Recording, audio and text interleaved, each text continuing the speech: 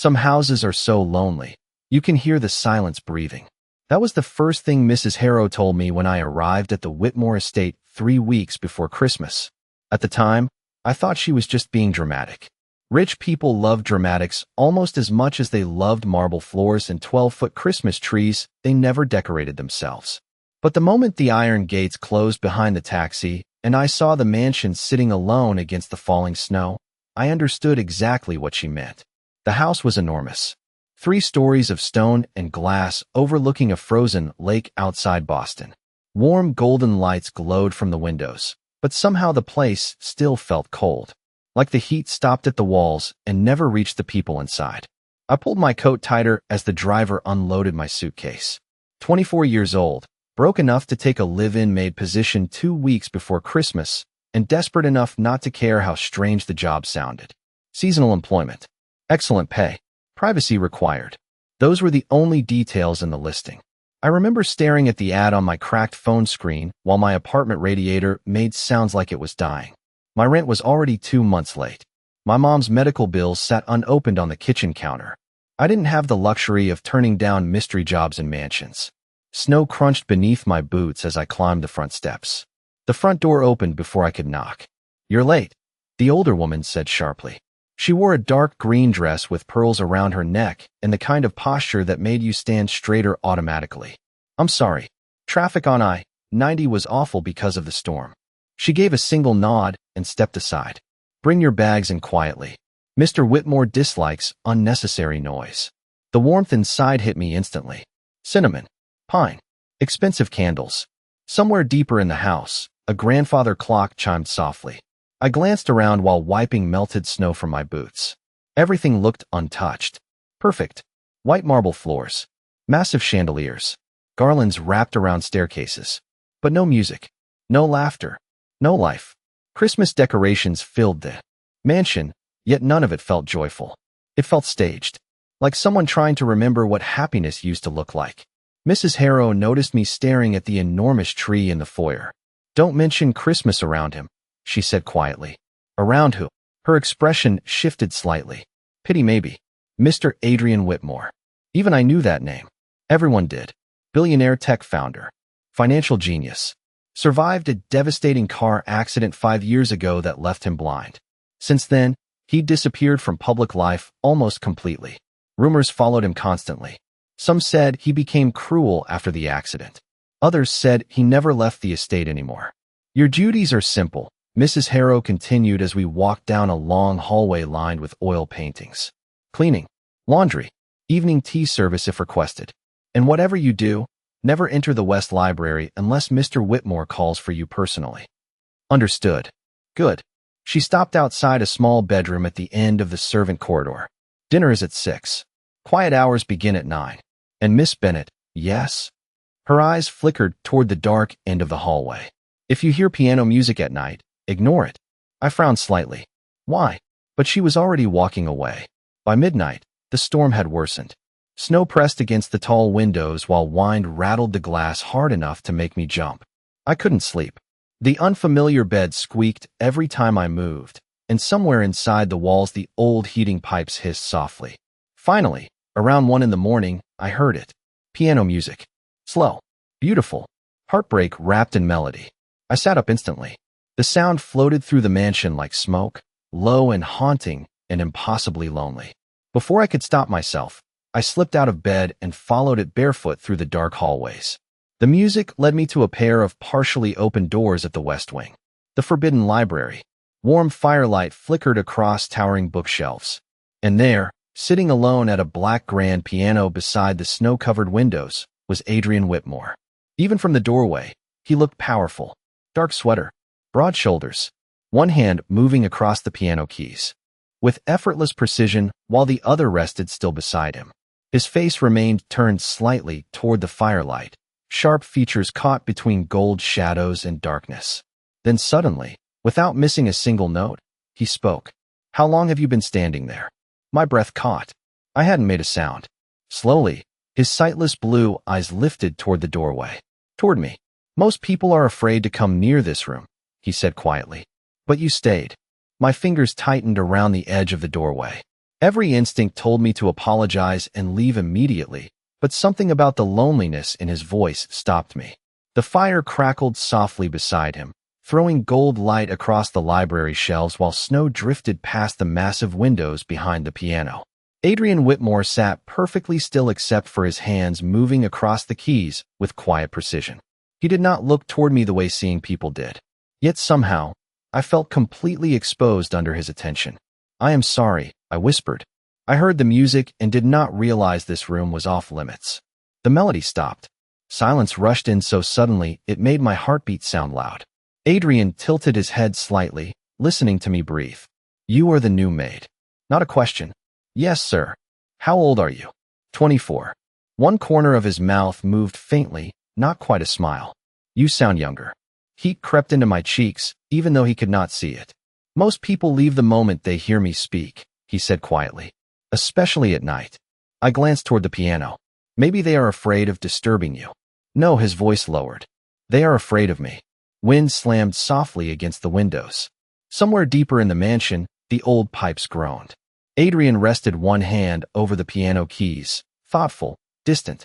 Up close, he looked even more striking than the articles online had shown. Dark hair slightly messy like he had been running his fingers through it for hours. Sharp jawline shadowed by evening stubble. Pale blue eyes that never quite focused, but still somehow felt intense enough to pin me in place. There was something exhausting about the sadness around him. Like carrying winter inside your chest for too long. "What is your name?" he asked. "Clara Bennett." He repeated it slowly, carefully, like he was memorizing the sound. "Clara." No one had ever said my name like that before. Soft enough to sound precious. I swallowed hard and stepped backward. "I should go." "Stay." The word came out instantly. Controlled. Calm. But underneath it sat something almost desperate. My pulse stumbled. Adrian seemed to realize it too because he exhaled quietly and leaned back slightly on the piano bench. "Just for a minute," he said more gently. "You already broke the rule. We might as well make the offense worthwhile." I let out a nervous laugh before I could stop myself. To my surprise, his expression softened at the sound. "There," he murmured. "That is the first real laugh I have heard in this house in years." The library suddenly felt warmer. I glanced around at the towering shelves and the massive Christmas tree standing dark in the corner. No lights, no ornaments, just bare branches reaching toward the ceiling. "Why is your tree undecorated?" The question slipped out before I could stop it. Instantly, the room changed. Adrian went still, completely still. I saw it happen like a shadow passing across water. Regret hit me immediately. "I am sorry. Mrs. Harrow said I should not mention Christmas." He looked back toward the fire. She was right. His voice turned distant again. Closed off. I should have left then. Instead, my eyes drifted toward a dusty cardboard box sitting near the tree. Half open. Old ornaments inside wrapped carefully in tissue paper. Tiny glass angels. Red ribbon. Gold stars. Forgotten things. Something inside my chest ached unexpectedly. Because no matter how enormous the mansion was, it did not feel like a home. It felt like a man trying very hard not to remember he used to be happy there. Adrian spoke again without turning toward me. "Tell me something, Clara Bennett." "What?" "Does the snow still look beautiful this year?" The question shattered me a little. I looked through the tall windows where snowflakes drifted beneath the estate lights, soft and glowing against the dark lake beyond. "Yes," I whispered. "It really does." For a long moment, he said nothing at all. Then slowly, his fingers found the piano keys again. A softer melody this time. Sad, but warmer somehow. And as I stood there listening while snow covered the world outside, I realized something dangerous. Adrian Whitmore was not the frightening man everyone warned me about. He was lonely. Deeply, painfully lonely. And loneliness has a way of pulling two strangers together long before either of them understands what is happening. The next morning, I told myself the strange moment in the library meant nothing. Rich men were complicated. Lonely people said things they did not mean at 1 a.m. beside a piano. By breakfast, I had almost convinced myself of that. Almost. The Whitmore estate woke quietly. No loud conversations. No televisions playing in the background. Even the staff moved carefully across the marble floors like they were afraid to disturb the walls themselves. Snow continued falling outside, thick enough to blur the frozen lake into a white haze. I spent most of the morning polishing silver in the dining room, while soft instrumental music played somewhere overhead through hidden speakers. Around 11, Mrs. Harrow entered carrying a clipboard against her chest. "Mr. Whitmore requested afternoon tea in the West Library today," she said. My hands paused mid-polish. "Requested?" Her eyes narrowed slightly. "You seem surprised." Because according to the other house staff, Adrian Whitmore never requested anything personally. Orders were usually passed through assistants, managers, or security. Not directly. "No, ma'am." She studied me for another second before continuing. "You will bring it at exactly 3 o'clock. Fresh Earl Grey. 2 sugars." 2. She gave me a strange look. "Mr. Whitmore has never taken sugar." Then she walked away. The tray trembled slightly in my hands at 3 sharp. Fine china. Silver spoons. Steam curling softly from the teapot. My pulse felt ridiculous over something as simple as tea delivery, but the memory of his voice from the night before still lingered in my chest. Stay? Such a small word. Somehow impossible to forget. I knocked softly. Against the library door. "Come in." Firelight flickered across the room again, warm against the gray afternoon outside. Adrian sat near the windows this time instead of the piano, one hand resting on the arm of a dark leather chair, while the other held an open book printed in Braille. He wore a charcoal sweater with the sleeves pushed back slightly, revealing a silver watch against his wrist. Even relaxed, he carried authority effortlessly, the kind that did not need to announce itself to fill a room. "Tea, sir. You can stop calling me sir every 5 seconds." I blinked. "Sorry. Habit." One corner of his mouth lifted faintly. "There it is again." "What?" "That sound." I set the tray carefully onto the table beside him. "I have no idea what you mean." "Your smile." Heat rushed into my face so quickly it felt embarrassing. Adrian turned his head slightly toward me, those pale, unfocused eyes softer than they had been the night before. "Most people in this house sound tense around me," he said quietly. "You sound warm." Nobody had ever called me warm before. Tired, yes. Responsible. Overworked. But not warm. I reached for the teacup carefully and placed it into his hand. Our fingers brushed for less than a second. Still, something strange passed through me instantly. Not electricity exactly. Awareness. Sharp and immediate. Adrian went still too. His thumb shifted slightly against the porcelain cup like he had noticed it.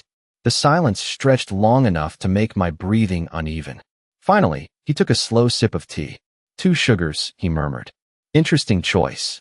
Mrs. Harrow told me that was how you liked it." "Mrs. Harrow has worked for me for 12 years. His expression remained calm. "I stopped taking sugar after the accident." Confusion twisted in my chest. "Then why did she?" Adrian tilted his head slightly toward me. "Because she wanted to see if I would notice you." The answer hit me harder than it should have. Outside, snow drifted heavily against the windows while the fire cracked softly nearby. Adrian set the teacup down with careful precision.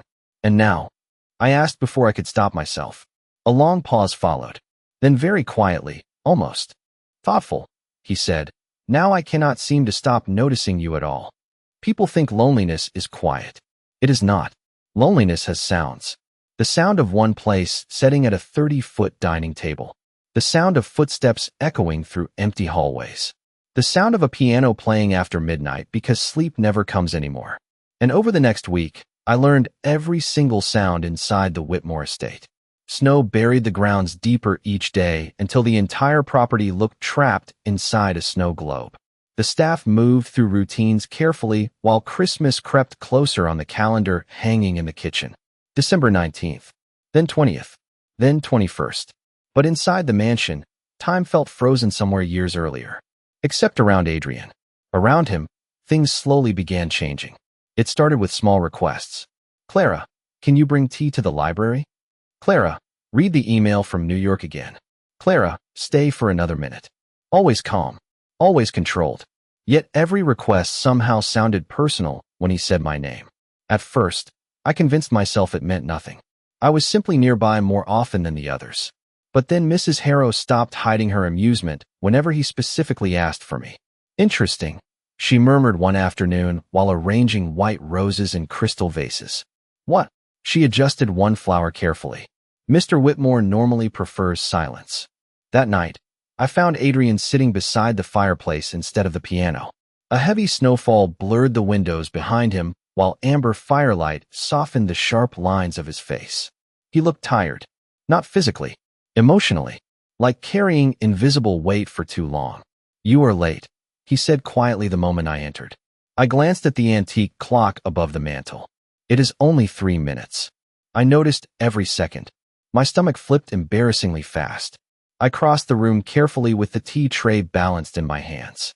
"You should not say things like that to employees." "Why?" His voice remained calm. "Does honesty make you uncomfortable?"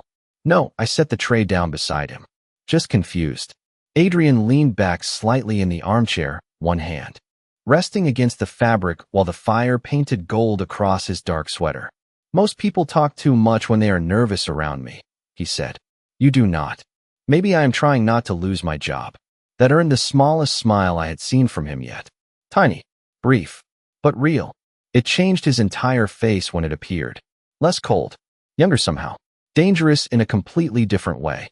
I handed him the teacup carefully, and again our fingers brushed. This time neither of us pulled away immediately. The air between us shifted softly. Warm. Aware. Adrian lowered the cup slowly. "Describe something for me." "What?" "The snow outside." I looked toward the massive windows where flakes drifted thick and silver beneath the estate lights. "It looks soft tonight," I whispered, like the whole world got quieter. His expression changed slightly at that. "You always describe things emotionally first." "Is that bad?" "No," his thumb traced slowly against the porcelain cup. "It makes me feel like I can almost see them." The words settled somewhere deep inside my chest.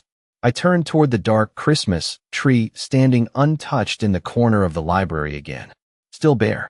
Still forgotten. Before I could think better of it, I crossed the room and plugged in the lights. Golden strands flickered instantly across the branches, warm against the dark wood shelves. Beautiful. Adrian went completely still behind me. "Clara." My breath caught at the warning in his voice. "I am sorry. I just thought maybe the room needed something warm." Silence stretched between us. I slowly turned around. Firelight danced across his face while the tree reflected softly in his pale, unfocused eyes. For one terrifying second, I thought I had crossed a line I could not uncross. Then very quietly, Adrian asked, "What color are the lights?"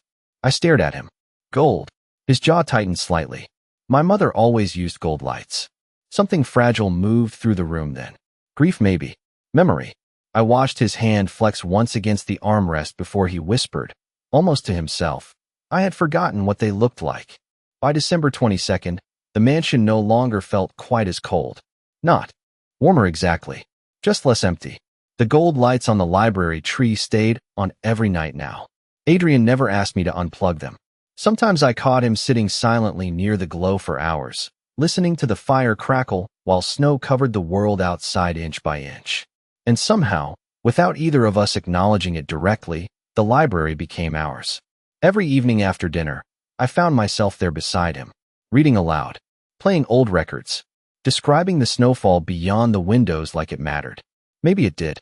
One night, I read A Christmas Carol while Adrian sat quietly near the fire with his eyes closed. "You make Scrooge sound less annoying than usual," he murmured. I laughed softly. "That might be the nicest thing you have ever said to me." "No," his voice turned thoughtful. "The nicest thing I ever said to you was stay." The words hit me so hard I forgot where I was in the book. Heat climbed slowly into my face while I stared down at the pages, pretending not to feel my pulse racing. Adrian tilted his head slightly toward me, almost like he could hear my reaction. Maybe he could. "You blush often around me," he said quietly. "That hardly seems fair considering you cannot see it." A slow smile appeared on his face. "I hear everything, Clara." The room suddenly felt too small, too warm. I cleared my throat softly and continued reading, but the words blurred together after that. Because somewhere along the way, this had stopped feeling like work. I noticed it in little moments. The way Adrian relaxed when he heard my footsteps entering the room. The way his shoulders loosened whenever I handed him tea. The way silence around him no longer felt uncomfortable. It felt safe. That frightened me more than it should have. A few days before Christmas Eve, I entered the library carrying fresh tea only to freeze in the doorway. Adrian was not alone. A man in a dark tailored coat stood near the fireplace holding a folder in one hand. Mid-40s maybe. Sharp features. Expensive watch. The kind of person who spoke carefully because powerful people usually listened. Adrian's expression remained unreadable, but tension filled the room immediately. You postponed the surgery again, the man said quietly. Surgery. My eyes lifted toward Adrian instinctively. He turned slightly at the sound of my breathing near the door. Clara, he said calmly, you can leave the tray. I stepped forward carefully, trying not to feel awkward for overhearing something clearly private. The man glanced at me briefly before lowering his voice further. Your condition is worsening. If you continue delaying treatment, there is a serious possibility the damage becomes permanent. My hands nearly slipped against the silver tray. Adrian stayed silent for a moment. Then, very evenly, he said, I am aware of the risks, Daniel. Then why keep refusing? The fire cracked sharply between them. Adrian's jaw tightened slightly. Because I do not need another doctor telling me miracles are possible. Something in the way he said miracles made my chest ache unexpectedly. Not angry. Exhausted. Like hope itself had become painful for him. Daniel exhaled quietly and handed the folder toward Adrian even though he could not see it. The procedure has advanced significantly in the last year. Your odds are better now than they were before. Adrian did not take the folder. Leave it on the table. Silence settled heavily after that. Finally, Daniel nodded once. Think about it before it is too late. He passed me on his way out, offering a polite smile that never reached his eyes. The library door closed softly behind him. Adrian remained motionless beside the fire. Snow drifted beyond the windows while the Christmas lights reflected gold against the dark wood shelves around us. I should have left quietly. Instead, before I could stop myself, I whispered, You could see again? Adrian's expression changed instantly. Not anger. Worse. Vulnerability. Raw and carefully hidden beneath years of control. He turned his face slightly toward the firelight instead of toward me. Possibly, he said very quietly. But some things are easier to survive in the dark. The storm hit the estate the night before Christmas Eve. Wind howled against the windows hard enough to shake the glass, while snow buried the driveway in nearly 3 feet of white. By evening, the power flickered twice before finally disappearing completely. The mansion fell into darkness so suddenly it felt unreal. A few staff members panicked immediately. Flashlights appeared. Backup generators failed somewhere outside beneath the storm. Mrs. Harrow tried calling maintenance, but the signal kept cutting out. And through all the noise and confusion, my mind went to only one person. Adrian. I grabbed a candle from the kitchen and hurried through the dark hallways while thunder rolled faintly in the distance. The mansion felt different without electricity. Older. Colder. Shadows stretched endlessly across the walls while snowlight filtered pale blue through the windows.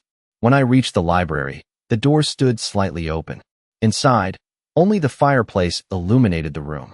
Adrian sat near it in silence, one hand resting against the armchair while flames painted gold across his face. For the first time since meeting him, he looked lost. Not powerful, not untouchable, just alone. His head lifted slightly at the sound of my footsteps. Clara.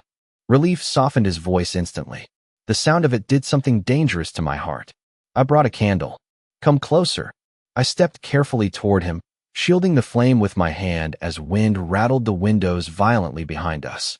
Snow pressed thick against the glass now, turning the world outside into white darkness. Adrian exhaled slowly once I stood beside him. Everyone else. Trying to fix the generators. And you left them. It was not a question. I swallowed lightly. I did not want you sitting here alone in the dark. Silence followed. Warm and heavy. Adrian lowered his head slightly, and for a second, something vulnerable crossed his face before disappearing again. Most people assume darkness bothers me less now, he said quietly. Does it? The fire cracked softly between us. Sometimes it still feels like drowning. My chest tightened painfully.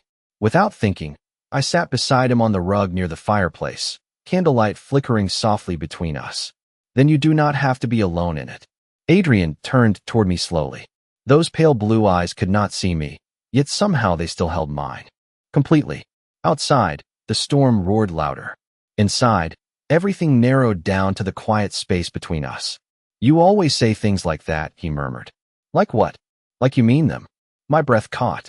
He leaned back slightly against the chair, exhaustion visible in every line of his body now that the carefully controlled billionaire mask had slipped away. The accident happened on Christmas Eve, he said suddenly. The confession hit the room softly but heavily. I stayed silent. Adrian stared toward the fire. My younger brother was driving. His voice remained calm, but barely. I survived. He did not. Snow struck the windows sharply behind us. I felt my throat tighten instantly. Adrian. Afterward, everyone kept talking about miracles, about survival, about second chances. His jaw flexed once. But nobody understood that every time doctors said I might see again, it felt wrong. He lowered his head slightly, like I was being offered something he never got. Tears burned unexpectedly behind my eyes. Not because he was blind, because he had been punishing himself for surviving. All this time. The mansion, the isolation, the darkness. It was grief wearing expensive clothes. Before I could stop myself, I reached for his hand. Adrian froze the second my fingers touched his. Warm skin, slight tremor beneath his control. Slowly, carefully, his hand turned beneath mine until our fingers intertwined completely. The air left my lungs. Neither of us moved. The firelight flickered across his face while the storm raged outside the windows. But suddenly the room felt impossibly still. Adrian's thumb brushed softly against my hand once. When you are near me, he whispered, the dark does not feel as heavy. My heart shattered quietly inside my chest. Because deep down, I already knew the truth I had been trying desperately not to admit. I was falling in love with him. Christmas Eve arrived wrapped in silence. The storm had passed sometime before dawn, leaving the entire estate buried beneath fresh white snow that glittered under the pale morning light. Everything looked beautiful again, clean, untouched. But inside me, nothing felt calm anymore. Because after that night beside the fireplace, pretending my feelings for Adrian were harmless became impossible. I felt it every time he said my name. Every time his hand brushed mine while I passed him tea. Every time his face softened at the sound of my footsteps entering the library. And the worst part was knowing he felt it too. The house staff noticed the change immediately. Conversations stopped when I entered rooms. Eyes lingered too long. Mrs. Harrow watched me with quiet concern now instead of amusement. But nobody said anything directly until that afternoon. I had just finished arranging fresh flowers near the grand staircase when two sharply dressed women entered the mansion through the front doors. Expensive coats, diamond earrings, the kind of elegance that looked cold instead of graceful. One of them removed her gloves slowly while scanning the foyer with obvious disapproval. You must be the seasonal maid, she said. Her tone made the word maid sound insulting somehow. Yes, ma'am. I am Evelyn Whitmore, Adrian's sister-in-law. The second woman smiled thinly beside her. And I am Victoria Langley, family friend. Something about the way Victoria said family friend made my stomach tighten. She looked like the kind of woman magazines described as perfect for powerful men. Polished, sophisticated, beautiful in a distant, untouchable way. Evelyn glanced toward the west wing. Adrian is in the library? Yes. Her gaze returned to me carefully. Alone. I hesitated half a second too long. That was all she needed. A knowing look passed silently between the two women. Victoria crossed her arms lightly. Interesting. Heat crept uncomfortably into my face. I should return to work. You already have, Evelyn said coolly. The words landed harder than a slap. Before I could answer, Adrian's voice echoed calmly from the staircase above us. Clara. Every head turned instantly. Adrian stood near the railing in a dark wool sweater, one hand resting lightly against the polished banister. Even blind, he carried authority effortlessly. The entire room shifted around him. Would you come help me in the library? My pulse stumbled. Of course. I moved toward the stairs. Quickly, painfully aware of Evelyn and Victoria watching every step. Adrian waited silently until I reached him. Then quietly enough that only I could hear, he asked, You are upset. No, that was not convincing. Despite everything, a small smile nearly escaped me. Adrian tilted his head slightly toward me. Who is downstairs? Your sister-in-law. And Victoria. The warmth faded from his expression instantly. I see. No, I thought quietly. You do not. He held out his hand automatically then, waiting for me to guide him through the hallway like I always did when staff were absent. My fingers slipped gently into his. Familiar now. Dangerous now. Behind us, I could practically feel Victoria staring. Once inside the library, Adrian closed the door softly. Silence settled around us immediately along with the glow of the Christmas lights and the crackling fireplace. Tell me exactly what happened downstairs, he said calmly. I tried brushing it off. He listened quietly until I mentioned Victoria's name again. Then his jaw tightened slightly. My family has wanted me to marry her for years. The words hit my chest painfully, even though I had no right to care. Adrian seemed to hear the shift in my breathing, because his expression changed immediately. Softer. Closer somehow. Clara, you do not owe me explanations. Maybe I want to give them. The room felt suddenly too warm again. He stepped closer carefully, guided only by the sound of my breathing.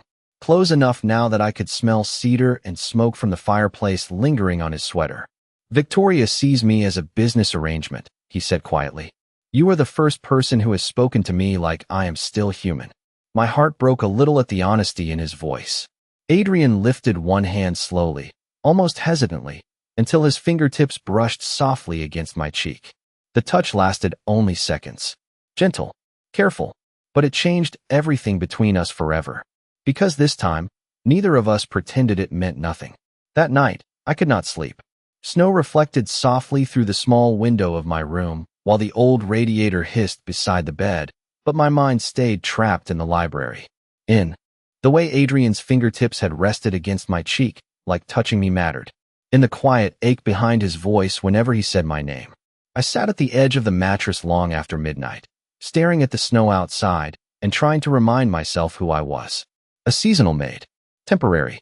Replaceable. And Adrian Whitmore belonged to a world built from private jets, billion-dollar companies, and women like Victoria Langley. Not girls who counted grocery prices before buying milk.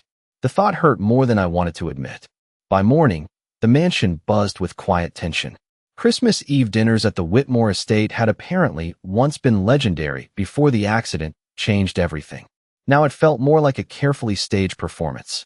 Staff rushed through the halls carrying silver trays and crystal glasses, while Evelyn Whitmore directed decorations with sharp perfectionism. Everywhere I turned, I felt Victoria's eyes following me. Watching, measuring, waiting. Around noon, Mrs. Harrow pulled me gently aside near the kitchen. Be careful today, Clara. My chest tightened immediately. About what? She lowered her voice. People like Evelyn do not tolerate disruptions to the future they planned. I understood exactly what she meant. Before I could answer, a familiar voice drifted calmly from the hallway behind us. Clara. Just hearing him say my name steadied something inside me. Adrian stood near the doorway in a black tailored coat, one hand resting lightly against the wall beside him. Even blind, he somehow looked more composed than everyone else in the mansion combined. Would you walk with me outside? My surprise must have shown because one corner of his mouth lifted faintly. I promise the snow is not fatal. Mrs. Harrow hid a smile while I grabbed my coat quickly. Outside, the world looked unreal beneath fresh snowfall. White covered everything. The trees, the frozen lake, the stone paths winding across the estate grounds. Adrian walked beside me slowly, one gloved hand resting lightly against my arm, while snowflakes settled into his dark hair. Describe it, he said quietly. The lake is frozen completely now, I whispered. And the trees look silver. He listened carefully to every word like he was building the image inside his mind piece by piece. There is a gazebo near the water, I continued softly, covered in lights. Adrian smiled faintly. My mother loved that gazebo. Wind brushed through the trees gently around us. For a while, neither of us spoke. Then Adrian slowed beside the frozen lake. Daniel called this morning. My heart tightened instantly. About the surgery? He nodded once. The procedure can happen tomorrow. Christmas Day? Hope flickered painfully inside me before I could stop it. That is wonderful. Adrian turned slightly toward me. You sound happier about it than I do. Because you deserve to see again. The words came out stronger than I intended. Snow drifted between us softly, while his expression shifted into something unreadable. And if I do not? He asked quietly. What if the surgery fails? I stepped closer without thinking. Then nothing changes. His breathing caught slightly. You really believe that? Yes. My voice trembled softly now. Because your blindness was never the thing that made people unable to see you. Silence wrapped around us. Heavy. Intimate. Adrian stared toward the sound of my voice with an expression so vulnerable it almost hurt to look at him. Then slowly, carefully, he lifted one gloved hand until his fingers brushed a snowflake from my hair. Clara, he whispered. You say things that make impossible things sound real. My heart nearly broke right there beside the frozen lake. Because I wanted to tell him the truth, that he was already the most beautiful thing I had ever seen. But before I could speak, another voice shattered the moment completely. Adrian. We both turned. Victoria stood several feet away beneath the falling snow, elegant in a white wool coat with disappointment written clearly across her face. Her eyes moved from his hand, near my hair, to my expression, then back to him. And suddenly, for the first time since arriving at the estate, I understood exactly how dangerous these feelings had become. Some goodbyes happened quietly. No screaming. No dramatic endings. Just a moment where someone realizes they no longer belong in the place their heart already chose. Victoria's arrival beside the frozen lake changed everything after that. Christmas Eve dinner passed like a performance where everyone knew their lines except me. Crystal glasses shimmered beneath candlelight, while soft piano music played through hidden speakers. But tension sat heavy at the table. Evelyn Whitmore barely looked at me unless giving instructions. Victoria stayed close beside Adrian all evening, speaking in polished, careful tones about charity events and business headlines, while resting one manicured hand lightly against his arm. And Adrian hated every second of it. I could hear it in the silence between his answers, feel it in the way his jaw tightened whenever she touched him. Still, I stayed invisible, because that was safer. Around 10 that night, after dessert had been cleared away and the guests drifted toward the ballroom, Mrs. Harrow entered my room quietly without knocking. The sadness in her eyes frightened me immediately. Evelyn wants you gone before morning, she said softly. My chest hollowed instantly. What?